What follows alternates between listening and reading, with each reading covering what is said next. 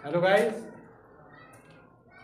सबसे पहले क्या इंग्लिश क्लासेस की तरफ से आपका हार्दिक अभिनंदन है। अपने जो टेंथ क्लास का था, जो टेंथ क्लास का तो कल बोर्ड का एग्जाम है। आज मैं आपको बता रहा हूँ 8th क्लास का, फिर अपन पढ़ाएंगे 12th क्लास का, ठीक है ना। जो वो भी 2-3 दिन वो भी बता देंगे 12th क्लास का। तो 8th क्लास के जो पेपर, जो मॉडल पेपर है, जो इम्पोर्टेंट जो चीज़ें हैं, किस तरह से चीज़ें आती है, किस तरह से नहीं आती, जो अपना जो देश सुरख है, उस देश सुरख के अकॉर्डिंग में आपको बता रहा हूँ, ठीक है। थोड़ा ध्यान से देखना है। जैसे कि ट्यूशन आते हैं, जहाँ पर जैसे कि ट्यूशन दे दिया उसने डियर, ध्यान से देखना है, डियर यूनिवर्सिटी इन आवर, यहाँ पर दे दिया उसने जैसे कि ए वाला ऑप्शन, ए, बी वाला ऑप्शन एंड सी वाला ऑप्शन, द, डी वाला ऑप्शन क्रॉस, यानी कि कुछ नहीं, कुछ नहीं। अब इसको क्या बोला जाता है? ए, एंड और द। यही चीजें, ये चीजें किस में आती है? आर्टिकल में। किस में आती है? आर्टिकल में। अब आपको पता है एक का प्रयोग कहां पर किया जाता है, एन का प्रयोग कहां पर किया जाता है, द का प्रयोग कहां पर किया जाता है। अगर अपन इसको पढ़ रखे, पढ़ कंप्लीट होगा, ये अपना आर्टिकल कंप्लीट होगा, तो अपन इसको आसानी से कर सकते हैं। यहाँ पर ए, एन और द से भी पूछ रहा है, तो इसका मतलब ये क्या हुआ? आर्टिकल। क्या हुआ? आर्टिकल। आपको पता है कि ए का यूज कहां पर किया जाता है? अपन तो सिर्फ डायरेक्ट ऐसे यूज करते हैं भाई, यदि मीनिंग का पहला शब्द अगर कॉन्सोनेंट आ जाता है, मीनिंग का पहला शब्द अगर कॉन्सोनेंट आ जाता है, तो उसके लिए अपन किसका प्रयोग कर देते हैं? ए का प्रयोग कर देते हैं। लेकिन ये चीजें क्या होती है? गलत होती है। इसके साथ साथ में इसमें क्या होना चाहिए? कोई भी मीनिंग हो, उसमें कॉन्सोनेंट आए चाहे वावल्स आए, उसमें ध्वनि की साउंड किसका निकल रहा है, उसी के अकॉर्डिंग ए का यूज और एन का यूज होगा। जो ए और एन है, ए और एन है, ये हमेशा एक वचन के साथ आता है। ए एन का प्रयोग हमेशा किसके साथ आता है? एक वचन के साथ आता है। जैसे कि यहाँ पर मीनिंग का, जैसे कि मैंने यहाँ पर लिखवाया, एक छोटी सी चीज मैंने यहाँ पर लिखवाया, ELEPHANT, एलिफेंट। क्या लिखवाया मैंने? एलिफेंट। अब बोलने में ही, शब्द लिखने में क्या, बोल नहीं, लिखने से मतलब नहीं है, सिर्फ बोलने का पता भाव प्रकट होना चाहिए। बोलने में जैसे कि अपना ये क्या आ रहा है, ए, किसकी ध्वनि निकल रही है? जैसे कि ए, इसकी ध्वनि निकल रही है, तो इससे पहले किसका यूज होगा? एन, क्योंकि मीनिंग का पहला अक्षर किसका आ रहा है? ओल्स का। किसका आ रहा है? ओल्स का। आ रहा है नहीं आ रहा है? मीनिंग का पहला ओल्स का अक्षर आ रहा है, लेकिन उसमें किसकी ध्वनि प्रकट हो रही है? ओल्स की। एक की ध्वनि प्रकट हो रही है, तो इसका मतलब क्या है? ओल्स शब्द है, इसमें किसकी ध्वनि प्रकट हो रही है? ओल्स की, स्वर की ध्वनि ही प्रकट हो रही है, इसलिए यहाँ पर किसका यूज होगा? एन का। यहाँ पर जैसे कि मैंने ये लिखवाया डॉग, छोटी सी चीज सुनना, DOG, डॉग मीन्स क्या होता है? कुत्ता। लेकिन पहला जो शब्द आ रहा है, पहला शब्द किसका आ रहा है? कॉन्सोनेंट का। किसका आ रहा है? कॉन्सोनेंट का। यदि मीनिंग का पहला शब्द कॉन्सोनेंट आ जाता है, तो आपको पता है वहां पर ए का प्रयोग किया जाता है? नहीं, ये गलत चीज होती है। मीनिंग का पहला शब्द चाहे ओल्स आए चाहे कॉन्सोनेंट आए, उसमें ध्वनि किसकी निकल रही है, उसके ऊपर क्या करना है? अपन को डिफरेंट करना है।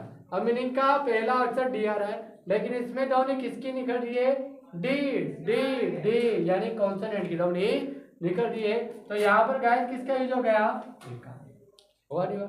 अब यहाँ पर जैसे कि मैंने लिखवाया आवर, क्या लिखवाया?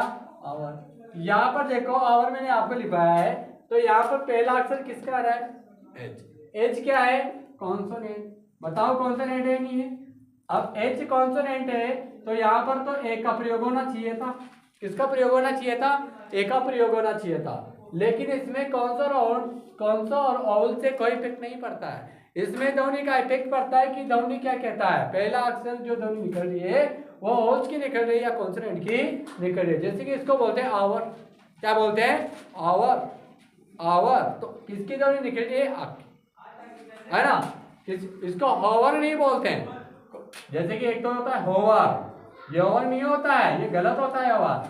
आवर क्या बोलते हैं? आवर। तो मीनिंग का जो पहला अक्षर है किसकी ध्वनि निकल रही है? आपकी। तो इसमें किसका यूज हो गया गाइस?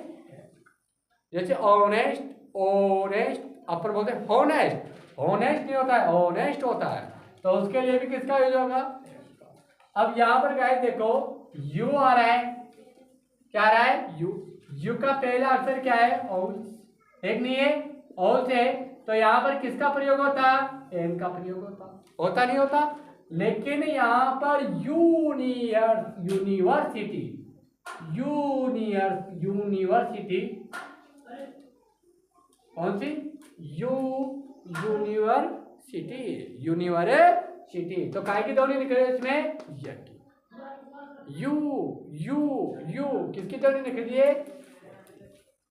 तो इसलिए इसमें किसका यूज होगा गाइस? ए का यूज होगा। क्या आएगा यहाँ पर?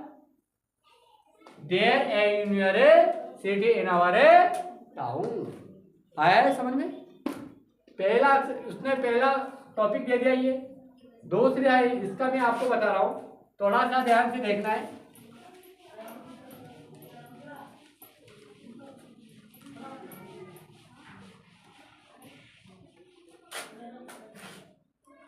दसवीं में भी कोई दिक्कत हो तो बता देना मेरे को। मैं अपन 8 में क्लास का पढ़ा और इसी के अकॉर्डिंग में आपको इसी के अंदर ही बता दूंगा आपको, ठीक है ना। यदि अगर कोई समस्या है तो जैसे कि आज मैंने दे दिया यहाँ पर, इसको समझना बहुत अच्छी तरह समझ में आएगा। द मॉड्यूल्स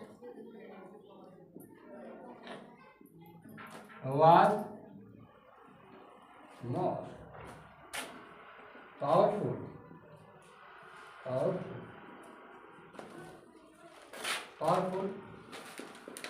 the cobra,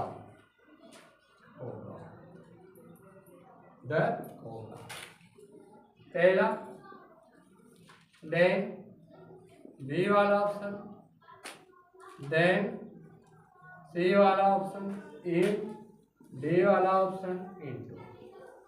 ये चीजें गाइस ये आती है पेपर के अंदर, पेपर के अंदर आता है ये देन इन इनटू। यहाँ पर क्वेश्चन अपन को पता ही नहीं है कि इसमें क्या आएगा। देन लिखो या देन लिखो या इन लिखो या इनटू लिखो। ये चीज तो प्रीपोजिशन हो गई, हुई नहीं हुई। इन प्रीपोजिशन है, इनटू प्रीपोजिशन है।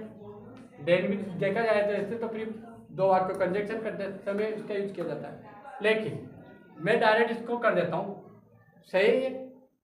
कैसे सही है? गलत है ये। देन भी गलत है, देन भी गलत है, इन भी गलत है, इनटू भी गलत है।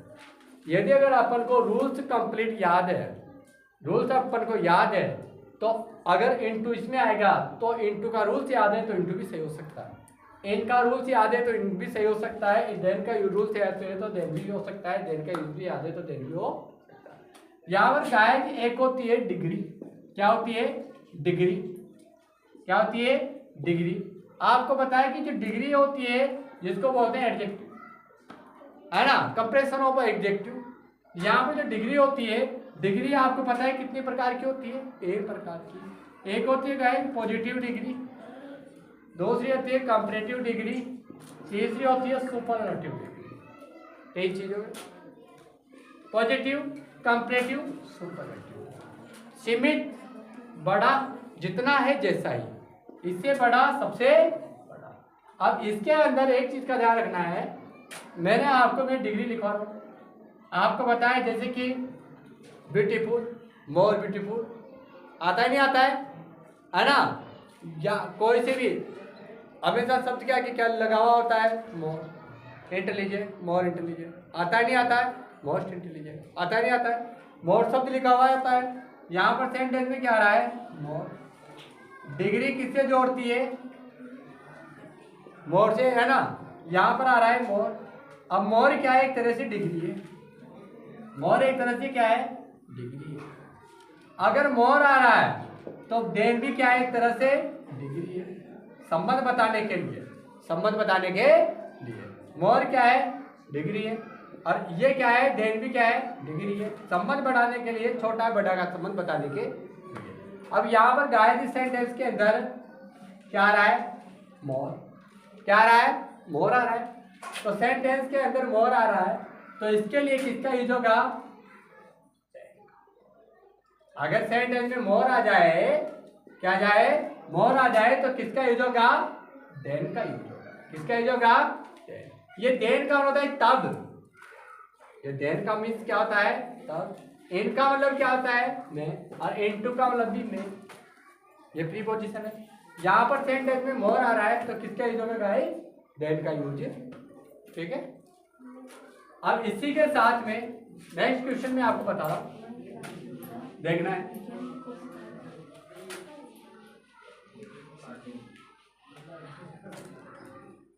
यहां पर एक चीज और देखना है। क्वेश्चन,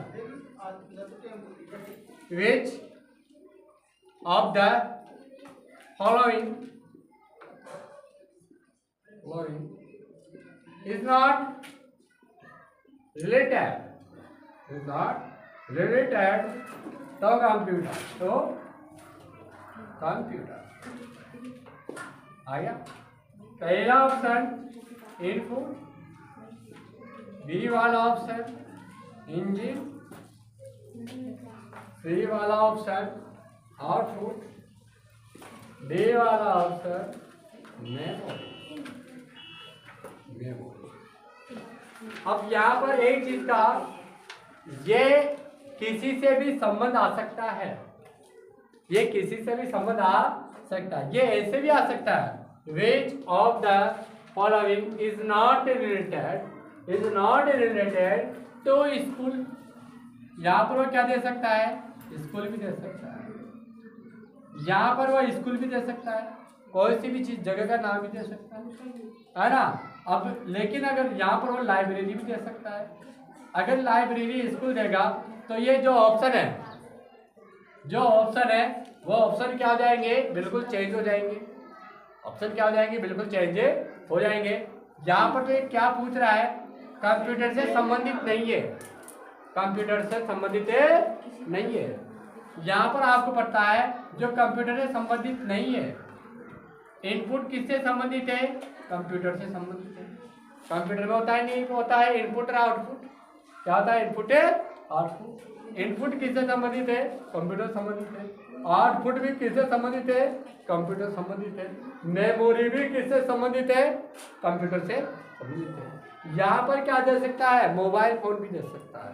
भाई इनमें से मोबाइल फोन से संबंधित क्या नहीं है? और मोबाइल फोन देगा तो वो बिल्कुल क्या बदल देगा? ऑप्शन ही अलग दे देगा। आपको पता है इनपुट और जो आउटपुट है मेमोरी है। इनपुट ये भी एक तरह से, ये भी अपन देखा जाए ये भी फोन की तरह होता है ना। सबसे पहले कंप्यूटर की बात करें थे, इनपुट कंप्यूटर संबंधित है, आउटपुट कंप्यूटर संबंधित है, मेमोरी कंप्यूटर संबंधित है। मेमोरी होती है तो तभी कंप्यूटर स्टोरेज बताता है, जब भी तो चलता है वो, है ना, ज़्यादा होता है। अब यहाँ पर क्या जो इंजन होता है, क्या होता है? इंजन क्या कंप्यूटर से संबंधित है? क्या इंजन मिलता है क्या उसमें? नहीं मिलता है ना। तो इसलिए जो इंजन है, इंजन किससे संबंधित है? गए कंप्यूटर से संबंधित है। इसलिए वाला ऑप्शन कौन सा सही है? बी वाला ऑप्शन अपना बिल्कुल है। आया समझ में? ये तीन हो गया। यहाँ पर उसके जस्ट नीचे यहाँ पर जैसे कि अपन ने मैंने लिखाया which of the underlined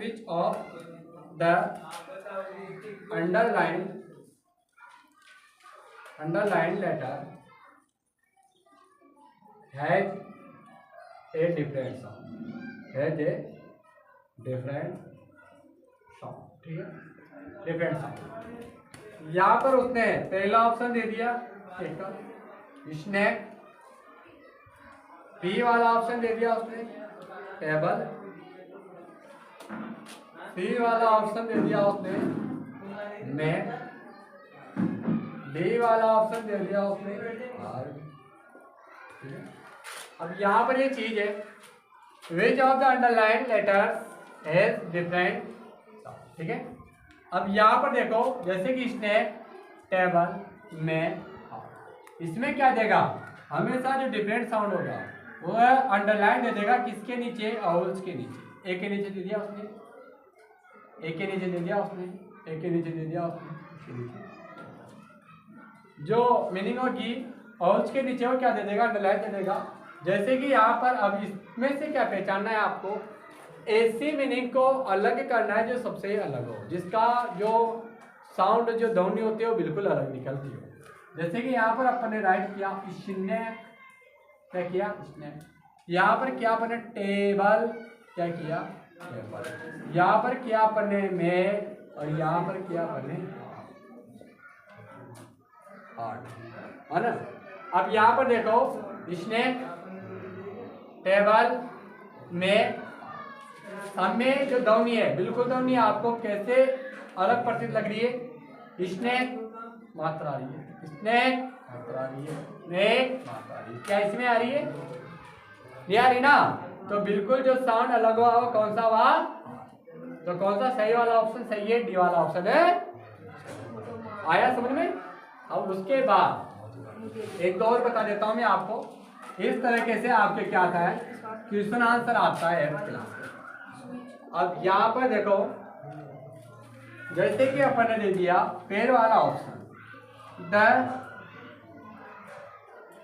meaning of the word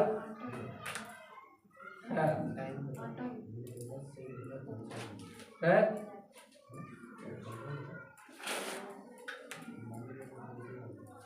God way enemy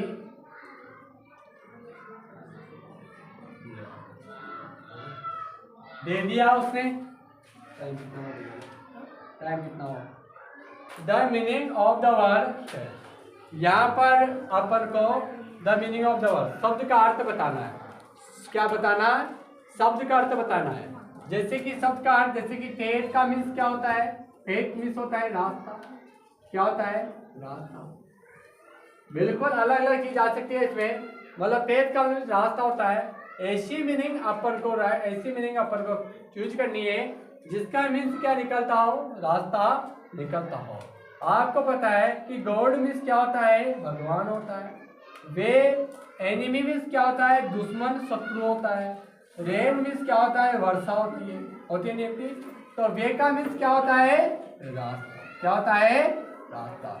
जब एक मीन्स यहाँ पर रास्ता होगा तो यहाँ पर क्या अलग होगा, क्या यहाँ पर भी तो वे का मतलब क्या मिलेगा आपको, रास्ता ही मिलेगा। तो आंसर इसमें सही कौन सा हुआ, ये भी से रास्ता। जो मीनिंग यहाँ पर होती है, जिस मीनिंग का अर्थ यहाँ पर निकलता है, और वही मीनिंग का अर्थ कहाँ पर निकलना चाहिए, यहाँ पर निकलना चाहिए, क्योंकि यहाँ पर पेट मीन्स रास्ता होता है। तो ऐसी मीनिंग अपन को उठानी है जिसका मीन्स क्या निकले, रास्ता निकले। तो यहाँ पर वे मीन्स क्या होता है, रास्ता। तो मीनिंग कहाँ पर मिल रही है अपन को, यहाँ पर मिल रही है, इसलिए कौन सा आंसर सही है अपना, वे मीन्स रास्ता। तो बी वाला ऑप्शन ही अपना क्या रहेगा, करेक्ट रहेगा।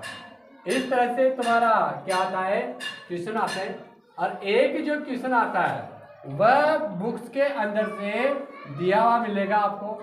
जो बुक्स आती है आपको, बुक्स के अंदर ही आपको क्या करना पड़ेगा, कंप्लीट करना पड़ेगा, ठीक है ना, यदि अगर आपने बुक्स अच्छी तरह से पढ़ी हो तो। अब यहाँ पर देखो ये, चलो ठीक है, इस तरीके से आपको क्या करना पड़ेगा, पेपर को सोल्व करना पड़ेगा। कल और सोल्व करवाऊंगा मैं, 2 दिन में, कल कंप्लीट करवा दूंगा। ये आज का 8th क्लास का टॉपिक अपना कंप्लीट। जो 10th क्लास में अगर कोई समस्या हो तो मेरे को पूछ सकते हैं। तो मैं KR English classes and Mahatma Gandhi school classes की तरफ से आप सबका धन्यवाद करता हूँ। अपने YouTube चैनल को देखते रहिए और कल से अपने बच्चे भी आपके सामने आएंगे। अपनी विद्यालय जो महात्मा गांधी स्कूल है, महात्मा गांधी स्कूल के बच्चे भी आपके सामने होंगे और वो भी आपको कुछ इंट्रोडक्शन देंगे अपने विद्यालय के बारे में। आपको दिखाया जाएगा कि हमारी जो विद्यालय है महात्मा गांधी नया गाँव स्कूल है NH 52 पर, कि किस तरह से यहाँ पर पढ़ाई चलती है, किस तरह से बच्चे का भविष्य उज्ज्वल होता है। और रही बात जो हमारे मान सिंह जी सर जो डायरेक्टर साहब है स्कूल के, वह सभी बच्चों को भी, सभी स्टाफ को भी बहुत आभार, उनके ऊपर भी बहुत आभार रहते हैं। और जो हमारे हॉस्टल के जो डायरेक्टर साहब है जो शिवराज डाकर, वह भी, उनका तन मन से अपने हॉस्टल को चला रहे और बढ़िया हॉस्टल के अंदर बढ़िया अध्ययन करवा रहे। तो मैं सभी से अनुरोध करता हूँ कि आपके बच्चों को महात्मा गांधी में ज़्यादा से ज़्यादा एडमिशन दिलाए और हॉस्टल में भी आपको एडमिशन दिलाए। ये कह के मैं अपना धन्यवाद करता हूँ। ओके, धन्यवाद।